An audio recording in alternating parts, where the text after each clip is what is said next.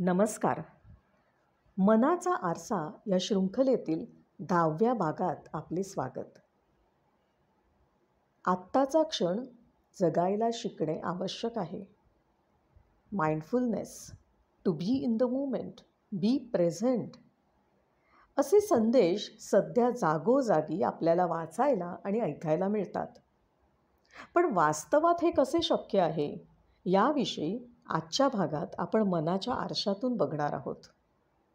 मंडळी, आपला computer, laptop, mobile या सगळ्या डिव्हायसेसचा परफॉर्मन्स हा त्याच्या प्रोसेसिंग कॅपॅसिटी म्हणजेच प्रक्रिया क्षमतेवर अवलंबून आहे. त्याचप्रमाणे आपल्या मनाकडे सतत येणाऱ्या माहितीचे विश्लेषण करण्याची पण एक क्षमता ठरलेली आहे.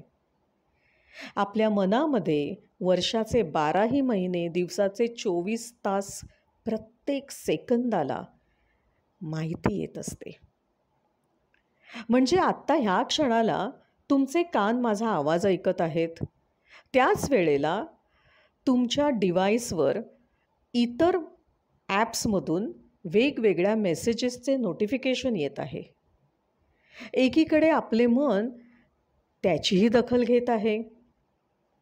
मी बोलत असलेला प्रत्येक शब्द तुमचे मन तुम्हाला माझ्याबद्दल असलेल्या माहितीनुसार माझ्याबद्दल आणि त्याचप्रमाणे मी जे बोलत आहे त्याचे विश्लेषण करत आहे. तुमच्या शरीराचा प्रत्येक अवयव मनाशी संवाद साधून त्याचे कार्य करीत आहे. आणि त्याच वेळेला सकाळपासून तुम्ही ऐकलेल्या, वाचलेल्या बातम्या, इतर संदेश ह्याचे देखील विश्लेषण करत आहे. मंडळी, मनाच्या शास्त्राप्रमाणे सामान्य माणसाची हे संदेश विश्लेषण करण्याची क्षमता साधारण प्रत्येक मिनिटाला 4000 युनिट्स एवढी असते. एकदा काही क्षमता त्याने पार केली की माणूस त्याच्या अंतर्मनातून म्हणजेच सबकॉन्शियस माइंडमध्ये साठवलेल्या माहितीनुसार वागायला लागतो.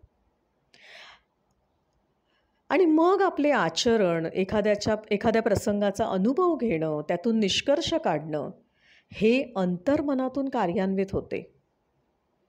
अंतर्मनात ह्या आयुष्यातील, गत आयुष्यातील सर्वच गोष्टींची नोंद आहे. त्यामुळे आपण एकतर भूतकाळातील आपल्या अनुभवातून वर्तमान क्षण जगतो किंवा सतत भविष्याची काळजी, भीती यात जगतो. मंडळी, रात्री झोपण्यापूर्वी जर आपण स्वतःला एक प्रश्न विचारला की आज मी किती वेळा वर्तमान क्षणात होतो, माझी क्रिया, प्रतिक्रिया, आचरण कसे होते, तर आपली पूर्णपणे आत्ताचा क्षण अनुभवण्याची क्षमता वाढेल.